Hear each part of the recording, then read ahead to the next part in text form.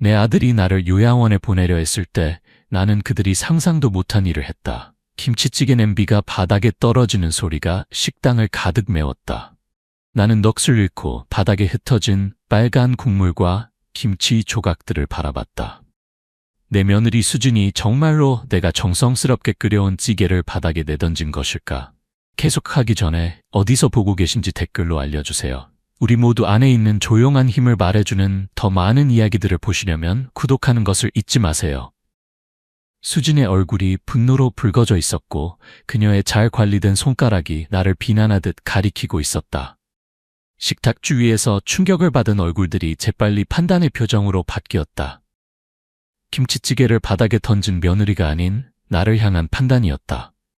어머니는 항상 이기적이셨어요.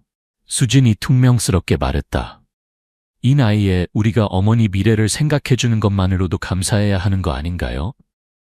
나는 블라우스에서 김치 국물을 닦아냈다.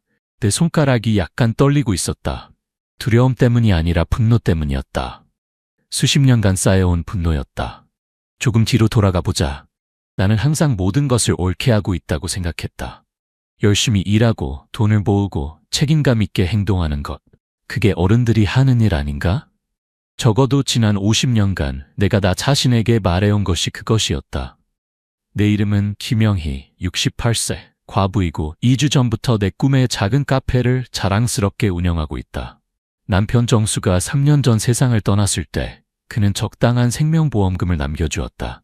내 인생을 바꿀 만큼은 아니었지만 40년간 미뤄왔던 꿈을 마침내 추구할 수 있을 만큼은 되었다. 정수와 내가 집 전세금을 받은 후부터 나는 종교적으로 저축해왔다.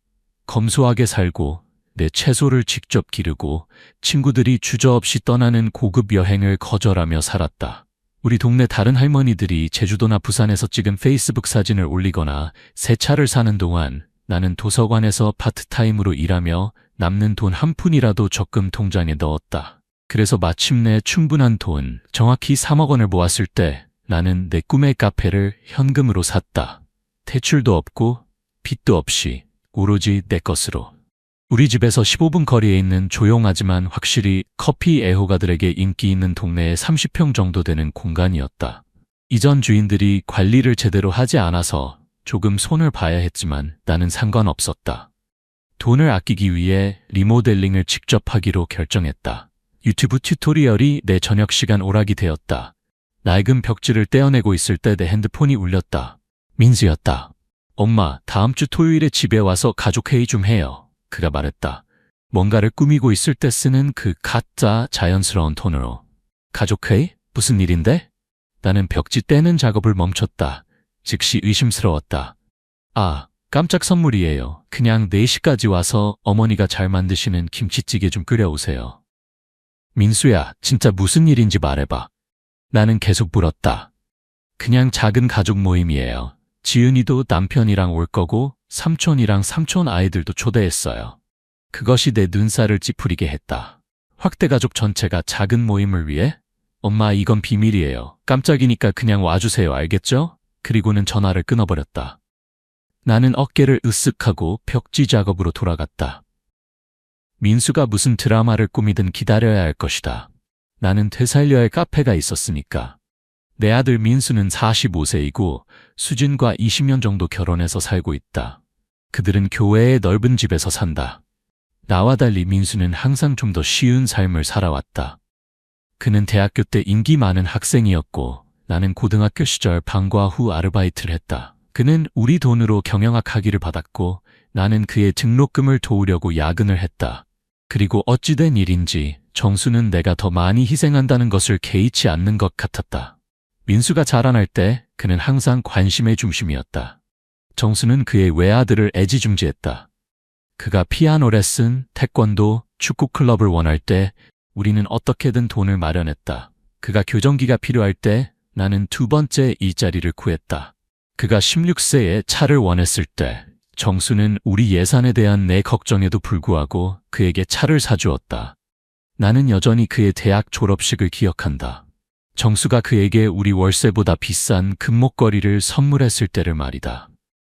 내가 그 지출에 의문을 제기했을 때 그는 민수는 특별한 걸 받을 자격이 있어라고 말했다. 마치 우리가 지불한 교육이 충분히 특별하지 않다는 듯이. 하지만 나는 소란을 피우는 타입이 아니었다. 나는 그저 더 열심히 일하고 더 많이 저축하고 내가 나 자신을 돌볼 수 있다는 것을 증명했다. 한 주가 내 카페 작업을 계속하며 지나갔다. 나는 모든 오래된 가구들을 정리하고 어떤 특별한 원두와 디저트로 전문화할지 계획하기 시작했다. 내 늙은 관절의 모든 아픔에도 불구하고 내 진전을 바라보며 느끼는 성취감은 가치가 있었다. 토요일이 왔을 때 나는 일찍 일어나서 민수네 집에 가기 전에 새로운 원두들을 정리하는 일을 마쳤다.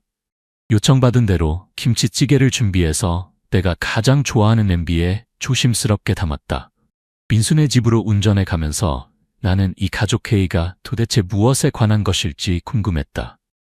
진입로에 차를 세우면서 나는 이미 여러 대의 차가 주차되어 있는 것을 알아챘다. 내 남동생 준호의 세단과 손녀 지은이의 SUV를 알아볼 수 있었다. 이게 무엇에 관한 것이든 확실히 가족 전체가 참여하는 일이네. 나는 깊게 숨을 들이쉬고 냄비를 들고 안으로 들어갔다. 엄마 왔어요. 민수가 내가 문을 통과하자마자 외쳤다. 그는 나에게 간단한 포옹을 해주고 내 손에서 냄비를 받았다. 완벽한 타이밍이에요. 막 앉으려던 참이었어요. 나는 거실을 둘러봤다. 지은이와 그녀의 남편이 소파에 앉아서 손을 잡고 서로에게 속삭이고 있었다. 준호는 모서리에서 그의 큰 아들과 이야기하고 있었다. 민수의 다른 아이들은 이미 식당으로 향하고 있었다. 무슨 일이야? 내가 지은이에게 접근하며 물었다. 그녀는 신비롭게 미소 지었다. 보면 알게 될 거예요. 그것은 내 증가하는 불안감에 도움이 되지 않았다. 음식이 돌아다녔다. 불고기, 감자조림, 콩나물 무침, 그리고 내가 가져온 김치찌개가 디저트용으로 테이블 중앙에 놓였다. 모든 사람이 방 안의 코끼리가 무엇이든 간에 조심스럽게 피하며 일상적인 이야기를 했다. 마침내 모든 사람이 접시를 채운 후 민수가 일어서서 숟가락으로 잔을 두드렸다. 오늘 와주신 모든 분들께 감사드려요. 그가 빙그레 웃으며 말했다. 모두와 나누고 싶은 멋진 소식이 있어요. 민수가 테이블의 맨 앞에 서서 지은이를 바라보며 그의 미소가 부자연스럽게 넓어졌다. 우리 사랑하는 지은이가 동네로 돌아와요. 그가 발표했다. 방이 환호와 축하로 터져나왔다. 지은이는 얼굴이 빨개졌고 그녀의 남편이 그녀의 어깨에 팔을 둘렀다. 그리고 그들은 영구적으로 정착할 곳을 찾고 있어요. 민수가 계속했다. 나는 복잡한 가족 역학에도 불구하고 손녀를 위해 진심으로 기뻐하며 다른 모든 사람들과 함께 박수를 쳤다. 축하해, 지은아. 나는 테이블 너머로 그녀에게 미소 지으며 말했다. 하지만 민수는 끝나지 않았다. 그는 준호와 지은이와 눈빛을 교환한 후 내 배가 떨어지게 만드는 표정으로 나를 돌아봤다. 그게 전부가 아니에요. 그가 잡담을 가르며 목소리를 냈다. 또 다른 발표가 있어요. 방이 조용해졌다. 나를 포함해서 모든 사람이 민수를 기대하며 바라봤다. 모두가 아시다시피 엄마는 최근에 카페를 사셨어요. 민수가 나를 향해 손짓하며 말했다. 친척들이 고개를 끄덕였고 그중 일부는 내가 2주 전에 처음 그 소식을 나눴을 때 귀찮아서 축하하지 않았던 축하를 중얼거렸다. 엄마는 68세이고 혼자세요. 민수가 계속했다. 아빠도 없고 육체적 노동을 도와줄 파트너도 없어요. 그 카페는 어머니 나이에는 너무 많은 일이에요. 내 얼굴이 뜨거워지는 것을 느꼈다. 내 나이가 무엇과 관련이 있다는 거지? 반면에 지은이는 항상 카페 운영을 꿈꿔왔어요. 민수가 계속 나아갔다. 그녀와 그녀의 남편은 이제 돌아오면서 새로운 프로젝트가 필요해요. 그들이 어디로 가고 있는지 깨달으면서 내 심장이 뛰기 시작했다. 나는 지은이와 그녀의 남편을 흘끗 봤는데 그들은 접시를 빤히 바라보고 있었다. 민수가 나를 돌아봤고 그의 미소는 이제 칼날처럼 날카로웠다. 엄마, 이것이 당신이 손녀를 얼마나 사랑하는지, 얼마나 관대하고 친절한지 보여줄 기회예요. 저는 엄마가 새 카페를 지은이와 그녀의 남편에게 주셔야 한다고 생각해요. 식당에 침묵이 내려앉았다. 나는 믿을 수 없다는 표정으로 내 딸을 바라봤고 이 끔찍한 농담의 펀치라인을 기다렸지만 그것은 오지 않았다. 어머니는 동네 작은 텃밭으로 돌아가시면 돼요. 민수가 마치 내 3억 원짜리 카페를 그냥 주라고 요구하는 것이 아닌 것처럼 무심하게 덧붙였다. 어머니 나이에는 그런 책임이 필요하지 않아요. 나는 테이블을 둘러봤다. 준호가 민수에게 동의하며 고개를 끄덕였다. 지은이가 마침내 내 눈을 마주쳤는데 그녀의 얼굴에는 당황함과 기대가 섞여 있었다.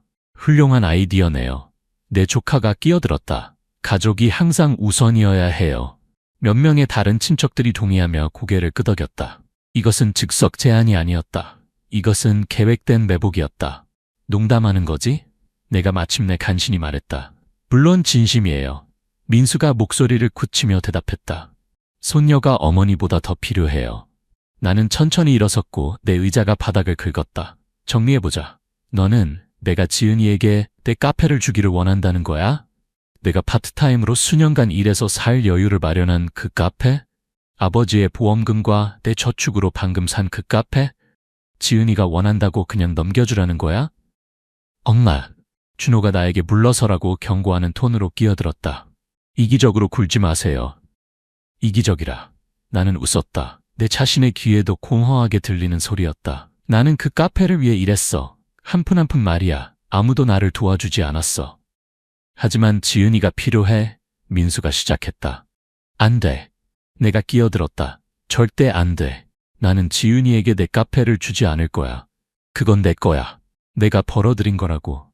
지은이가 울음을 터뜨렸고 그녀의 손을 가슴에 극적으로 눌렀다. 그녀의 남편이 마치 내가 금 강아지를 찬 것처럼 나를 노려봤다. 어떻게 그렇게 무정할 수 있어요? 민수가 분노로 얼굴이 빨개지며 요구했다. 자신의 손녀에게요? 어떻게 네가 내가 평생 일해온 모든 것을 포기하라고 요구할 수 있냐?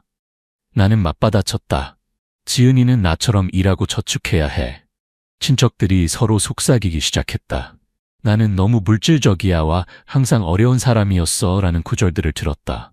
너는 항상 이랬어. 민수가 뱉어냈다. 항상 너 자신만 생각해. 나는 지은이에게 내 카페를 주지 않을 거야. 나는 단호하게 반복했다. 돈이 끝. 다음에 일어난 일은 여전히 내 머릿속에서 슬로우 모션으로 재생된다. 민수가 내가 가져온 김치찌개 냄비를 테이블 중앙에서 만지지도 않고 놓여있던 것을 잡아서 놀라운 힘으로 나에게 던졌다. 그것이 내 가슴에 정확히 맞았고 국물이 튀고 김치가 내 블라우스에 흩어졌다. 방이 조용해졌다. 나는 천천히 내 카디건에서 김치 조각들을 털어냈고 조각들이 바닥으로 떨어지도록 내버려뒀다. 민수와 준호는 충격을 받거나 경악한 표정을 짓지 않았다. 대신 그들은 마치 내가 마침내 받을 만한 것을 받은 것처럼 기뻐 보였다. 말 한마디 없이 나는 내 지갑과 열쇠를 잡고 나갔다. 김치 조각들이 여전히 내 옷에 달라붙어 있었다. 내 뒤에서 외침이 시작되는 것을 들을 수 있었다. 고집 센 늙은 여자. 민수의 목소리가 나를 따라 불렀다. 우리는 그냥 도우려고 한 거예요. 준호가 덧붙였다. 어떻게 나에게 이럴 수 있어요? 지은이가 울부짖었다. 나는 차에 탔고 손이 너무 심하게 떨려서 열쇠를 돌리기도 힘들었다. 집으로 운전해 가면서 나는 수십 년간 경험하지 못했던 것을 느꼈다. 순수하고 희석되지 않은 분노를. 민수에게만이 아니라 이런 무례의 패턴이 너무 오랫동안 계속되도록 허용한 나 자신에게도. 집에 도착했을 때 나는 울지 않았다. 대신 나는 그들 중 누구도 예상하지 못했을 일을 했다. 나는 곧바로 내 서재로 가서 정수가 우리가 보관하라고 주장했던 화재 방지 금고의 열쇠를 꺼내고 수십 년간의 재정 기록들을 찾기 시작했다. 민수가 하드볼을 하고 싶다면 그는 그의 온화한 어머니가 내내 점수를 기록해왔다는 것을 배우게 될 것이었다.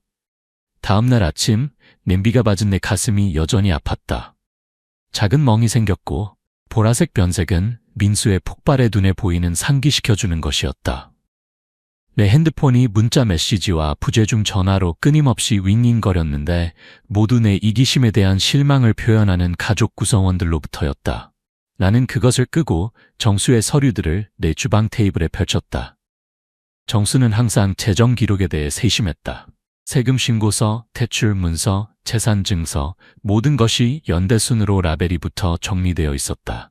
그가 살아있는 동안 나는 우리 재정에 많은 관심을 기울이지 않았다. 그가 돈을 관리했고 나는 그를 완전히 신뢰했다. 이제 문서들을 정리하면서 나는 그 신뢰가 잘못 놓인 것임을 깨달았다.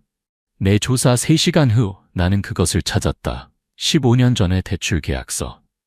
민수와 수진이 집 계약금을 위해 돈이 필요해서 우리에게 왔을 때 그들이 김치찌개를 나에게 던진 바로 그 집 말이다. 정수는 그들에게 우리 퇴직저축에서 8천만 원을 10년 내에 갚는다는 계약과 함께 빌려주었다.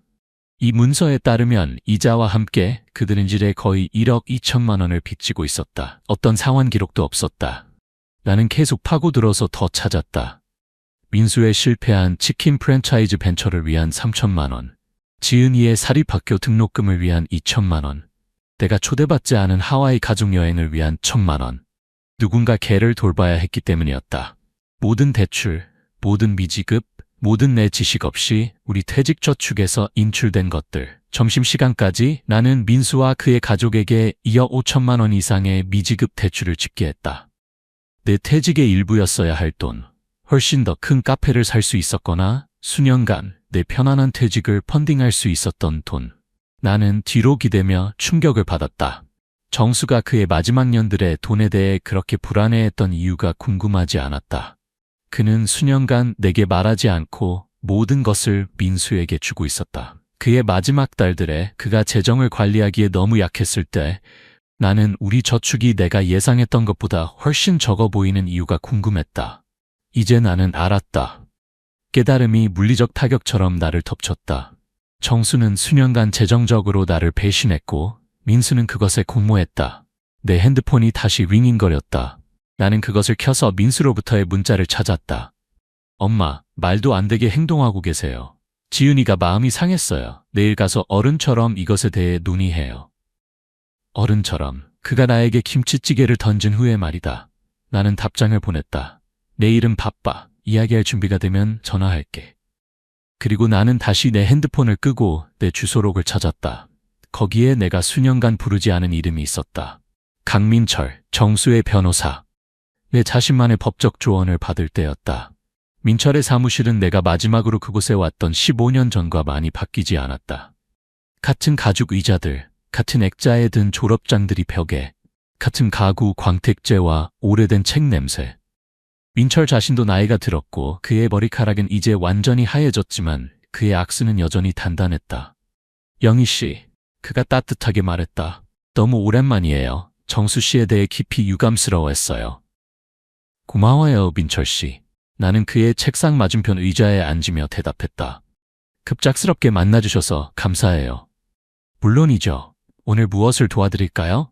나는 대출 문서들이 들어있는 폴더를 꺼내서 그의 책상에 놓았다. 이것들이 법적으로 구속력이 있는지 알고 싶어요. 민철이 폴더를 열고 서류들을 검토하기 시작했는데 페이지를 넘기면서 그의 표정이 점점 더 걱정스러워졌다. 이것들은 모두 민수에게 한 대출이네요. 네, 어제야 발견했어요. 정수가 그것들에 대해 나에게 말한 적이 없어요. 민철이 안경을 조정하고 계속 읽었다. 문서화가 경고해요. 이것들은 민수와 그의 아내 모두가 서명한 적절히 실행된 약속어음들이에요. 조건들이 명확하고 이자율과 상환 일정을 포함해서요. 그럼 법적으로 강제할 수 있다는 거죠? 절대적으로요. 민수가 이 대출들에 대해 어떤 지불을 했나요? 내가 찾을 수 있는 것은 없어요. 민철이 그의 의자에 뒤로 기대며 손가락을 깍지 끼었다. 영희 씨, 솔직히 말해도 될까요? 그러세요. 정수는 30년 넘게 내 고객이었어요. 그는 여러 면에서 좋은 사람이었지만 민수에 관해서는 맹점이 있었어요. 나는 이 대출들 중 몇 개, 특히 큰 것들에 대해 반대 조언을 했어요. 당신의 퇴직에 미칠 영향이 걱정되었거든요. 나는 놀라지 않고 고개를 끄덕였다. 정수는 항상 민수가 원하는 것은 무엇이든 주었어요. 그랬죠. 민철이 한숨을 쉬었다.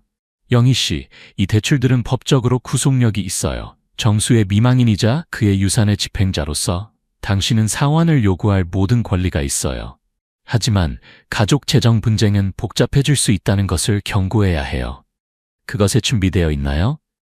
나는 내 가슴에 김치찌개 냄비가 맞는 것을, 민수의 내 카페를 포기하라는 요구를 거부했을 때의 그의 우쭐한 얼굴을, 수십 년간 다른 모든 사람의 필요를 내 것보다 앞세운 것을 생각했다. 네, 민철 씨, 준비되어 있어요. 그러면 공식적인 요구서를 작성하겠어요. 민수에게 상환 계획에 응답할 30일을 주겠어요. 만약 그가 하지 않는다면 우리는 추가 법적 조치를 고려할 수 있어요. 민철의 사무실을 떠나면서 나는 수년간 느꼈던 것보다 더 가벼웠다. 처음으로 나는 반격하고 있었다. 수십 년간 모든 사람이 이용해왔던 달콤하고 수용적인 영희는 사라졌다. 그 자리에는 마침내 자신의 가치를 이해하는 여자가 서 있었다. 요구서는 3일 후 민수네 집에 도착했다. 서명이 필요한 등기 우편으로 보내졌다. 나는 그가 그것을 읽을 때의 얼굴을 상상했다. 우쭐한 표정이 충격으로, 그 다음 그가 빠진 재정적 구멍을 깨달으면서 공황으로 바뀌는 것을. 확실히 편지 배달 몇 시간 안에 내 핸드폰이 울렸다. 엄마. 민수의 목소리가 공황으로 날카로웠다. 이게 뭐예요? 어떤 종류의 농담이에요? 농담이 아니야, 민수야. 그것들은 네가 지난 수년간 아버지와 나에게서 빌린 돈을 보여주는 법적 문서들이야. 갚기로 약속했던 돈 말이야. 아빠가 나에게 그 돈을 준 거예요. 그가 나에게 가지라고 원했어요. 그는 너에게 그 돈을 빌려준 거야. 나는 그녀를 차분하게 정정했다. 그리고 너는 갚겠다고 약속하는 계약서에 서명했어. 이건 카페 때문이지 그렇지 않나요? 내가 지은이에게 주라고 제안했기 때문에 나를 벌 주고 있는 거예요. 너는 아무것도 제안하지 않았어, 민수야. 너는 내가 내 재산을 포기하라고 요구했고 내가 거부했을 때 나에게 김치찌개 냄비를 던졌어. 나는 화가 났어요. 모든 사람 앞에서 저를 부끄럽게 만들었잖아요. 내가 내 카페, 내 돈으로 산 재산을 주지 않음으로써 정확히 어떻게 너를 부끄럽게 만들었니? 민수의 목소리가 낮아져서 쉬는 소리가 되었다. 들어보세요, 엄마. 만약 이것을 추진한다면 일이 매우 추해질 거예요. 어머니가 얼마나 복수심에 불타고 무정한 여자인지 모든 사람이 알도록 만들겠어요. 자유롭게 해봐. 나는 내 자신의 침착함에 놀라며 대답했다. 하지만 대출 문서들이 스스로 말해줘. 만약 상환 계획에 대해 논의하고 싶다면 나는 그것에 열려 있어. 그렇지 않으면 내 변호사가 편지에 명시된 대로 진행할 거야. 당신의 친딸을 고소할 용기는 없을 거예요. 내 친딸이 나에게 물건을 던질 것이라고 생각하지 않았어. 하지만 여기 우리가 있네. 민수가 다른 말 없이 전화를 끊었다. 나는 그의 다음 행동이 가족을 나에게 대항하여 결집시키는 것일 거라고 예상했고 내가 틀리지 않았다. 며칠 내에 친척들로부터 전화가 오기 시작했는데 모두 내 정신 상태에 대한 우려를 표현하고 아마도 도움을 받는 것을 고려해야 한다고 제안했다. 준호는 특히 직설적이었다. 영희야, 민수에 대한 이 복수는 멈춰야 해. 정수가 그녀에게 그 돈을 가지기를 원했다는 것을 알잖아. 정수가 그녀에게 그 돈을 가지기를 원했다면 준호야, 그는 이자와 함께 갚겠다고 약속하는 대출 문서에 그녀가 서명하게 하지 않았을 거야. 그는 그것을 선물로 줬을 거야. 너무 기술적으로 굴고 있어. 아니야, 나는 정확하게 하고 있어. 차이가 있어. 내 손녀 지은이까지 전화했는데 그녀의 목소리는 눈물로 두꺼웠다. 할머니, 제발 이것을 멈춰주세요. 엄마와 아빠가 너무 속상해해요. 집을 잃을 수도 있어요. 그들이 빌린 것을 갚으면 집을 잃지 않을 거야. 나는 부드럽게 말했다. 그리고 지은아, 너는 왜 내가 너에게 내 카페를 주고 싶어 하는지 묻지 않았니? 너는 네 엄마가 나를 매복하도록 내버려뒀어. 저는 그녀가 그렇게 할 줄 몰랐어요. 지은이가 인정했다. 저는 그냥 할머니와 함께 거기서 일할 수 있는지, 할머니로부터 배울 수 있는지 물어보려고 생각했어요. 그것이 나를 잠시 멈추게 했다. 그게 사실이니? 네. 지은이가 콩콩거렸다. 저는 정말로 식물을 사랑하고 할머니와 시간을 보내는 것이 좋을 거라고 생각했어요. 엄마가 그냥 완전히 저에게 주라고 말한 사람이었어요. 가족 저녁 식사 이후 처음으로 나는 부드러워지는 것을 느꼈다. 지은아, 만약 네가 식물에 대해 배우고 싶다면 내 카페에 와서 도우는 것을 환영해. 직원이나 견습생으로 주인이 아니라. 하지만 오직 내가 그 매복에서의 내 역할에 대해 사과한다면 말이야. 정말요? 희망이 그녀의 목소리에 물들었다. 그런 것이 좋겠어요. 그리고 미안해요, 할머니. 할머니를 대신해서 일어서야 했어요. 그래, 그랬어야지. 생각해보고 알려줘. 전화를 끊은 후 나는 지은이의 계시를 고려했다. 만약 그녀가 진실을 말하고 있다면 민수는 나뿐만 아니라 그의 친딸까지 조작한 것이었다.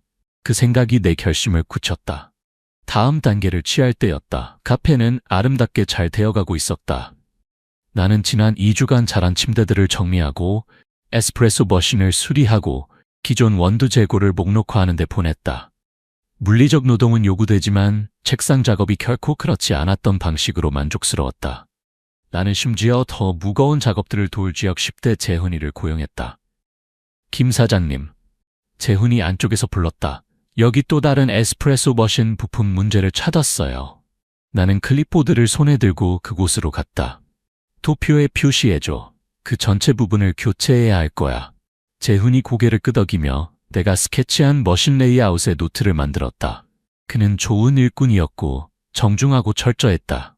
단 2주 만에 그는 민수가 그의 전 인생에서 귀찮아한 것보다 식물에 대해 더 많이 배웠다. 제 할아버지가 여기서 좋은 일을 하고 계신다고 말씀하셨어요.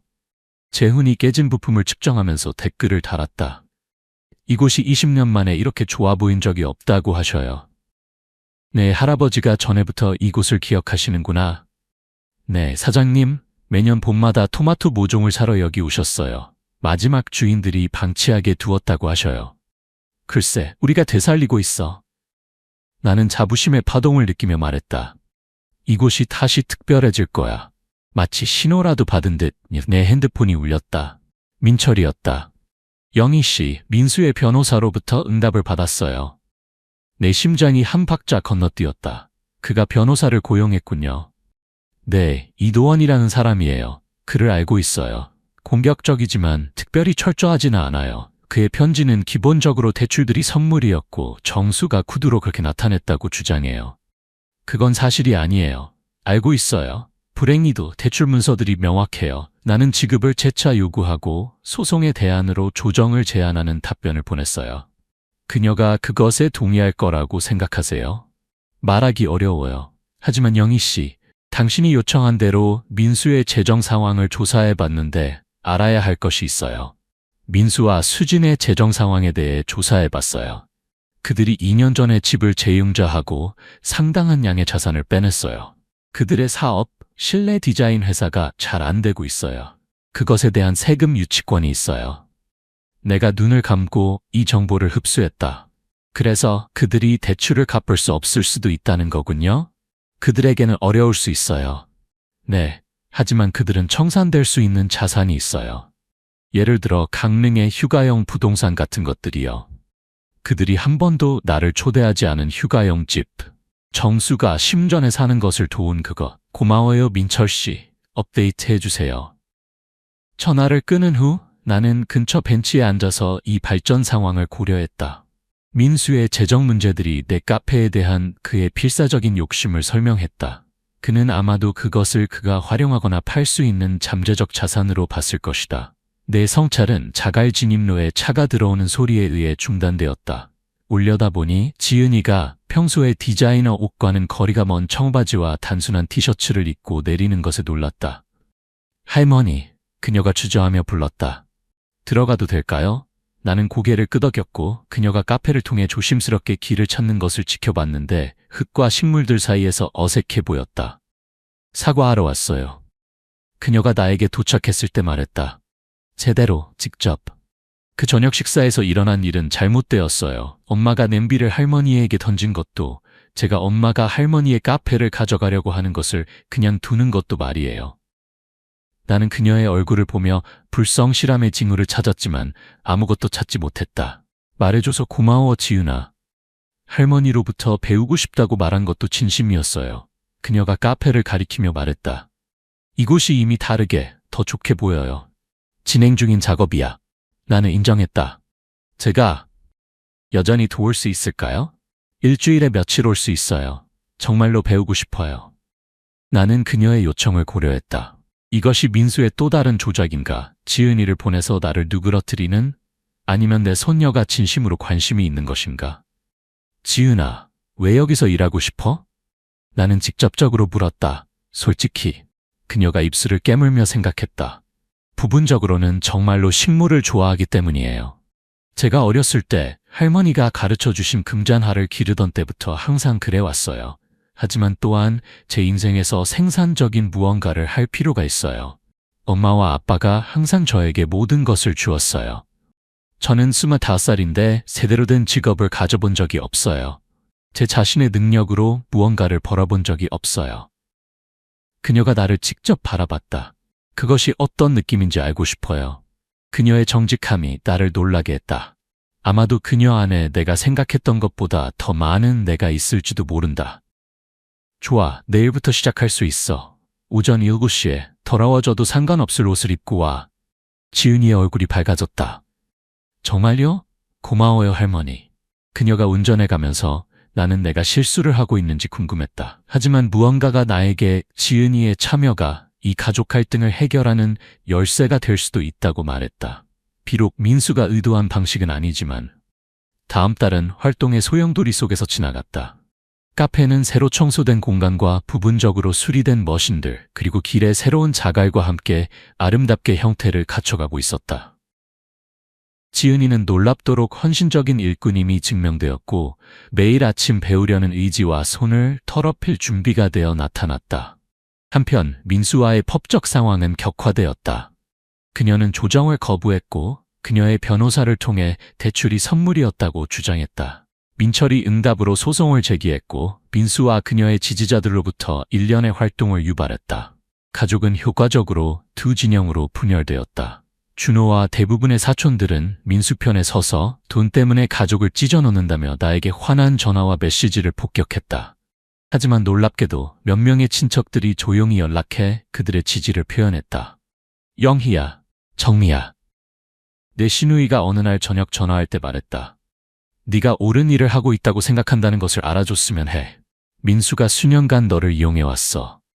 고마워요, 정미 언니. 그 말이 큰 의미가 있어요. 준호는 내가 전화하는 걸 몰라요. 야스크는 너에게 화가 나 있어.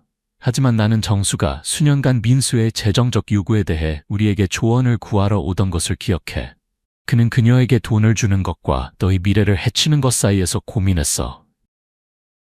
왜 아무도 나에게 말해주지 않았어요?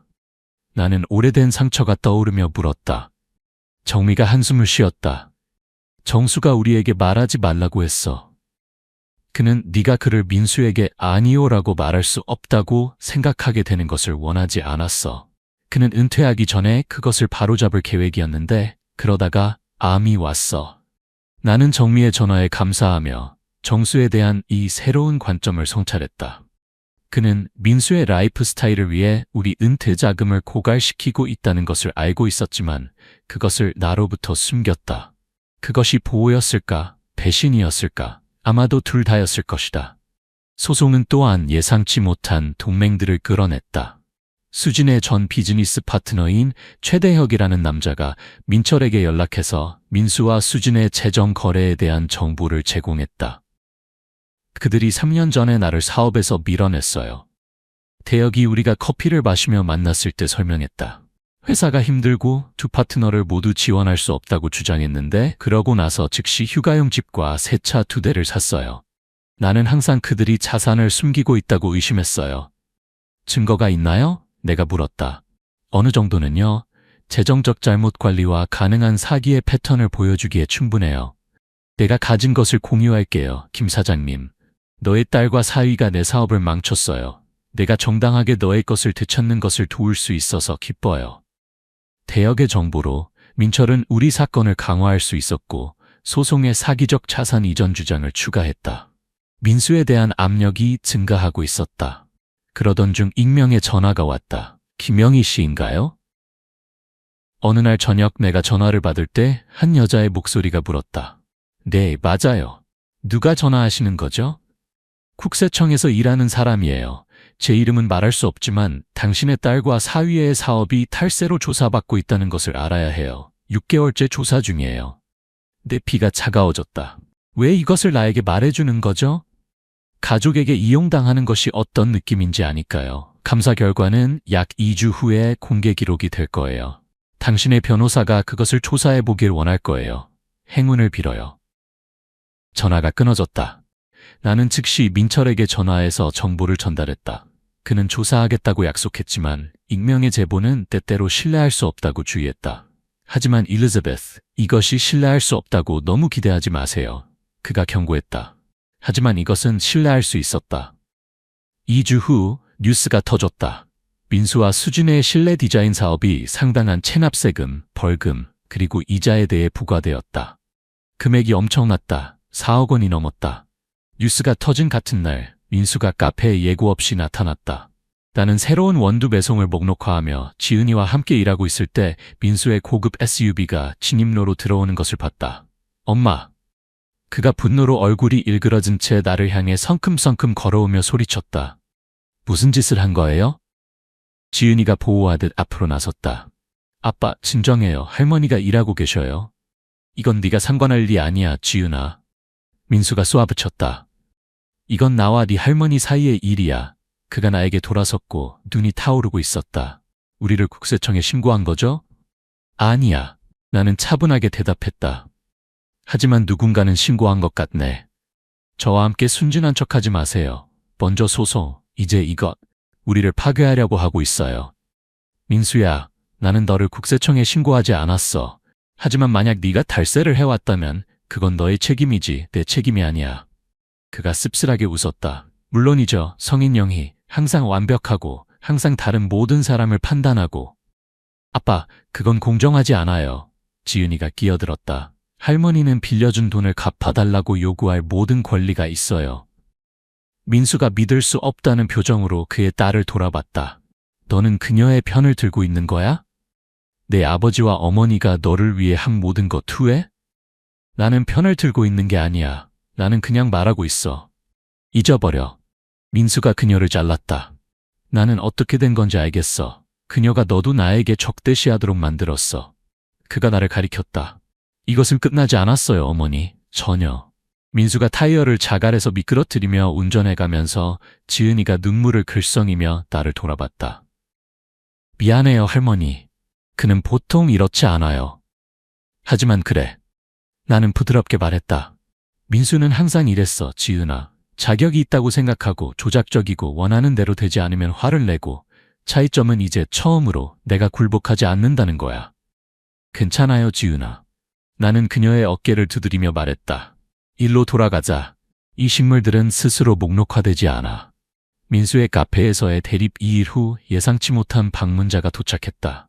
수진이었다. 그녀는 초췌해 보였고 자신감 있는 사업가는 명백히 스트레스 받는 여자로 대체되었다. 영희 어머니, 그녀가 격식을 차리며 손을 내밀었다. 만나주셔서 감사해요. 수진아.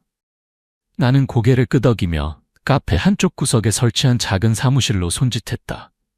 들어와.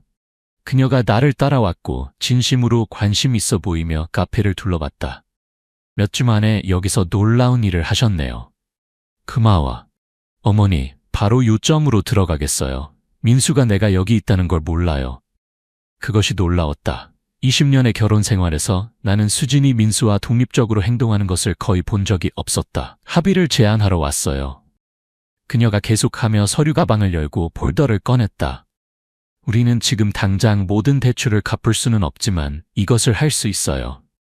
그녀가 나에게 폴더를 건넸다. 안에는 제안서가 있었다.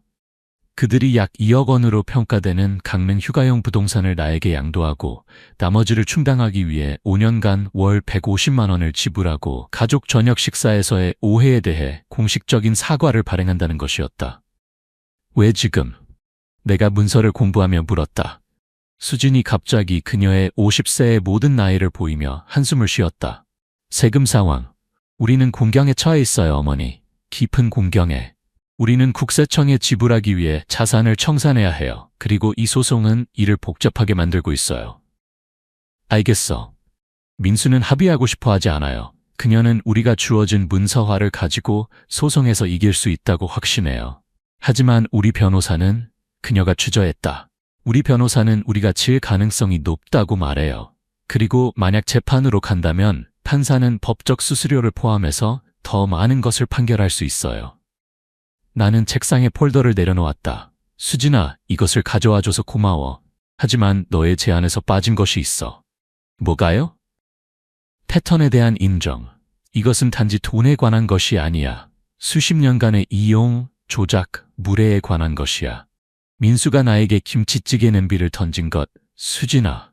내가 내 재산을 포기하지 않겠다고 했기 때문에 가족 전체 앞에서 말이야. 수진이 부끄러워하는 품위를 가졌다. 그건 용서할 수 없었어요. 그래, 그랬어. 그리고 그것은 평생에 비슷한 행동의 절정이었어. 나는 그것이 끝났다는 것을 알아야 해. 민수가 더 이상 나를 그런 식으로 대할 수 없다는 것을 이해한다는 것을. 무엇을 보고 싶으신가요? 나는 신중하게 고려했다. 내가 정말로 원하는 것은 무엇인가? 복수? 존경? 그래. 하지만 그보다 더 나는 내 조건에서의 평화를 원했다. 진정한 사과. 저녁 식사에서의 사건에 대해서만이 아니라 패턴에 대해서. 그리고 나는 그것이 원래 범죄를 목격한 같은 가족 구성원들 앞에서 이루어지기를 원해. 수진이 얼굴을 찌푸렸다. 민수는 그것을 좋아하지 않을 거예요. 확신해. 하지만 그것은 협상할 수 없는 조건이야. 그녀와 이야기해 볼게요. 그녀가 약속했다.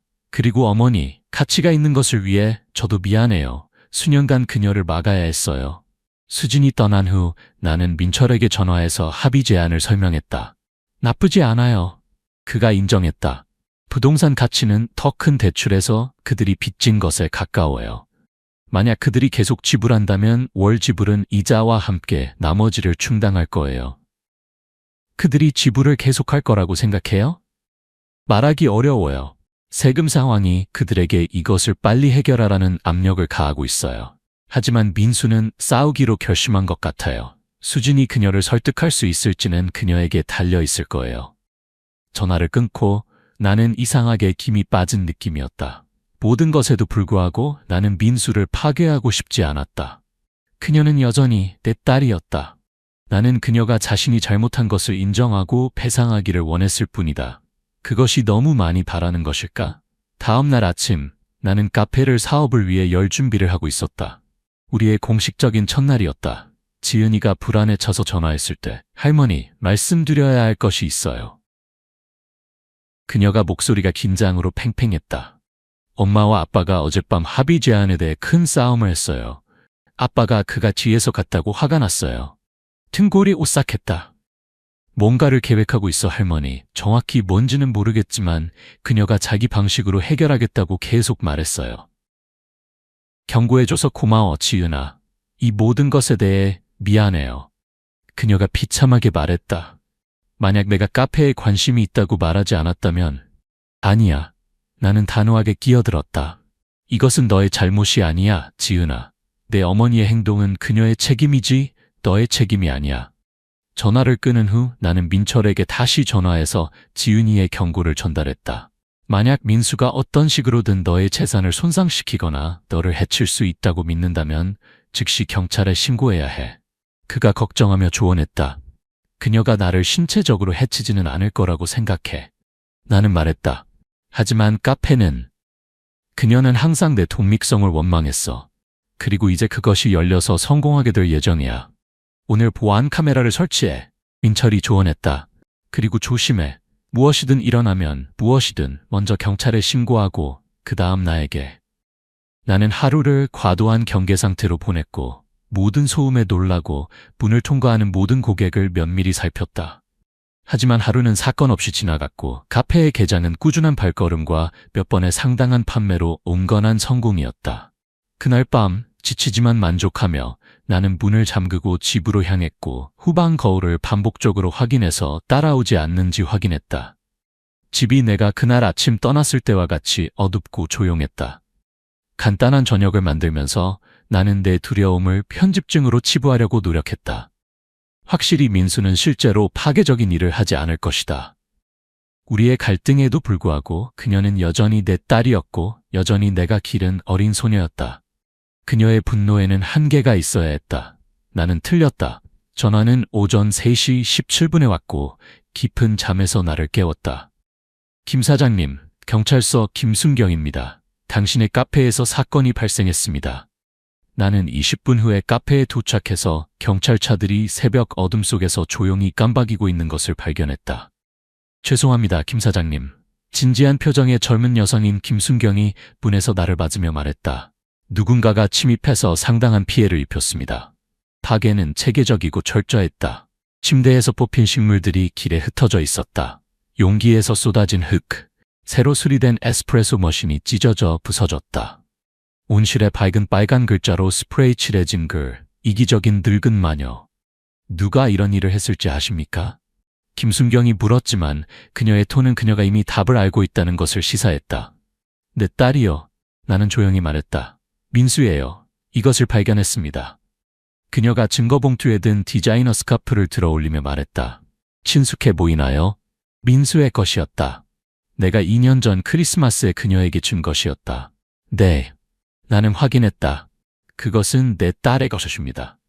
경찰서에 와서 공식 진술을 해주셔야 하고 보험회사를 위해 모든 피해를 문서화해야 합니다.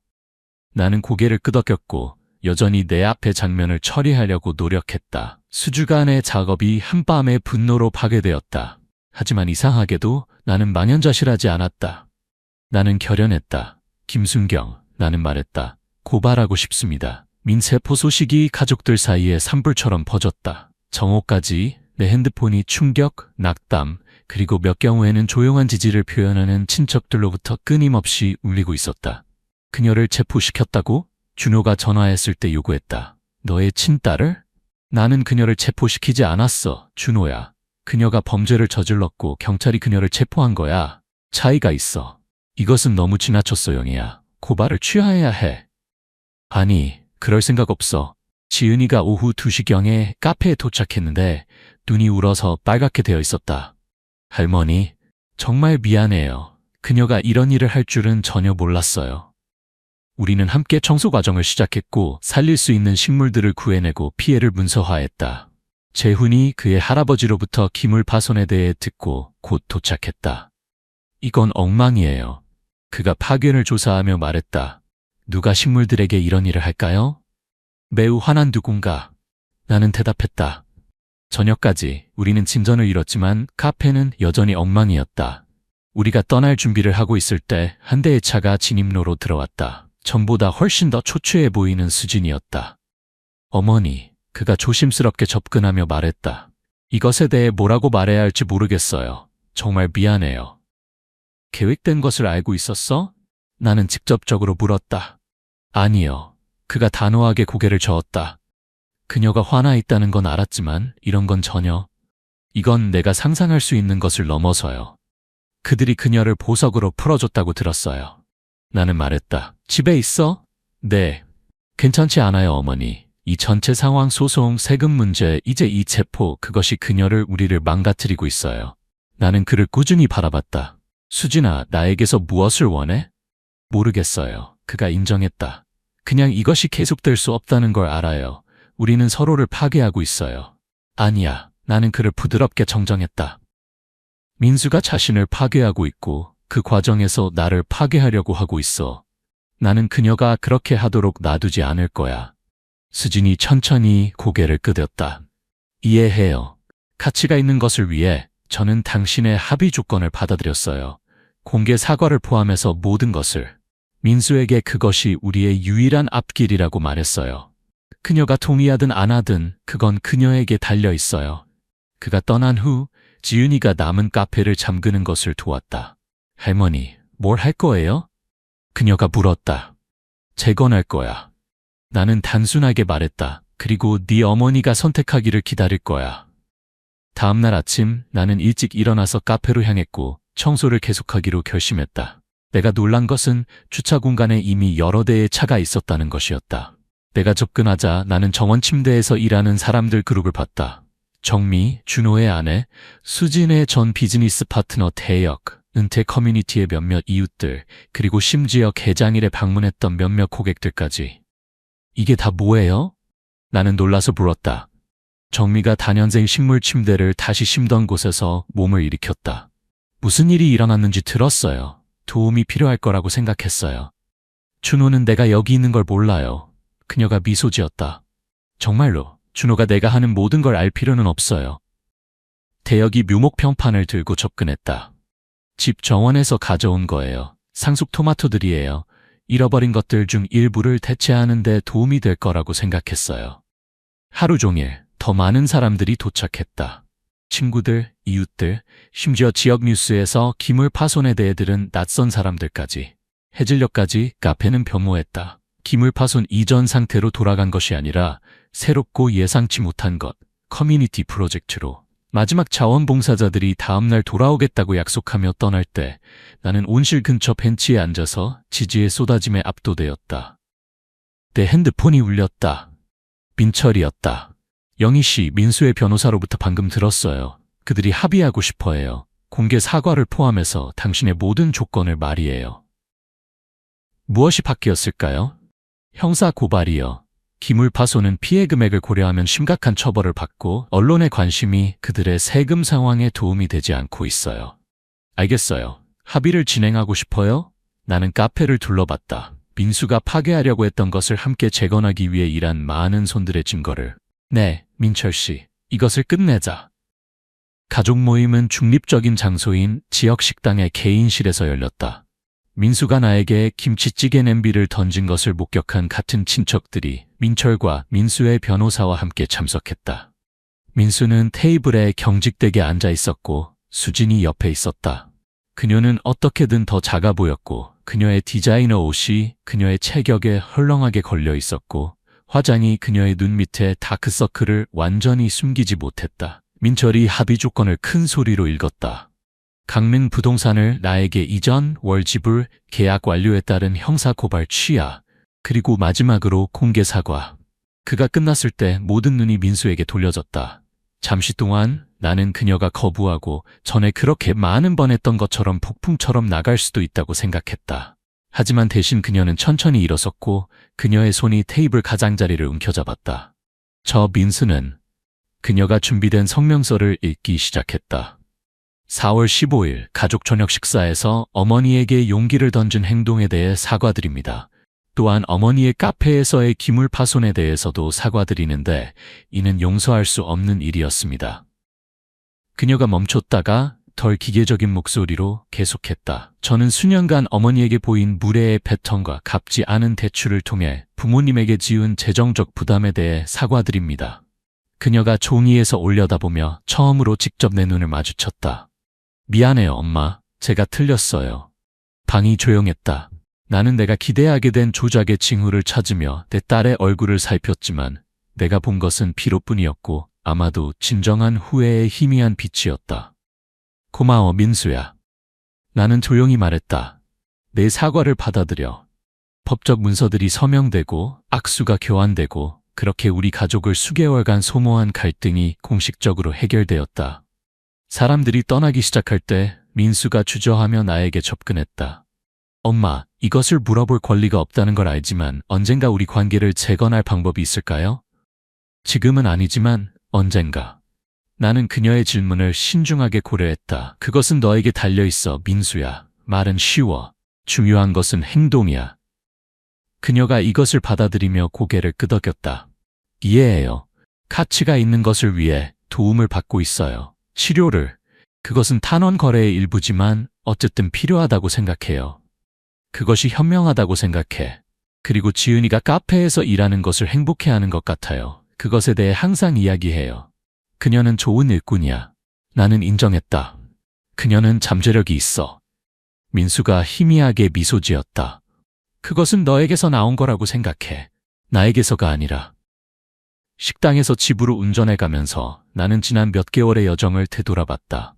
김치찌개 냄비가 내 가슴에 맞은 순간부터 이 잠정적인 평화까지 나는 결코 예상하지 못한 방식으로 변했다. 나는 내가 소유하고 있다는 것을 몰랐던 힘을, 수십 년 전에 확립했어야 할 경계를, 그리고 나를 위해 그곳에 있었던 커뮤니티를 발견했다. 카페는 이제 기물 파손 6개월 후 번창하고 있다. 아이러니하게도 피에는 새로운 고객들을 끌어들인 관심을 가져왔다. 지은이는 일주일에 3일 나와 함께 일하는 것을 계속하며 식물 번식에 진정한 재능을 보여주고 있다. 재훈이는 매니저 보조로 승진했고 나는 심지어 노인들을 위한 원예 수업을 가르치기 시작했는데 평생에 걸쳐 축적한 지식을 나누고 있다. 민수와 나는 가깝지 않고 다시는 그렇게 되지 않을 수도 있지만 우리는 정중하다. 그녀는 월 지불을 시간에 맞춰 하고 생일과 명절 카드를 보내는 작은 단계들을 밟고 있다. 때때로 온실에서 일할 때 나는 그 가족 저녁 식사에 대해, 냄비가 내 가슴에 맞는 충격에 대해, 마침내 나 자신을 대변하도록 나를 추진한 분노에 대해 생각한다. 그리고는 나는 만약 내가 수십 년 전부터 내 목소리를 찾았다면 어떤 일이 일어났을까 궁금해한다. 만약 내가 처음부터 가족의 발판이 되는 것을 거부했다면. 하지만 그러고 나서 나는 내 카페, 내 꿈, 내 창조물, 내 유산을 둘러보고 아마도 일들이 정확히 필요한 때에 일어났다는 것을 깨달았다. 68세에 나는 마침내 꽃 피우는 것이 결코 늦지 않다는 것을 배웠다.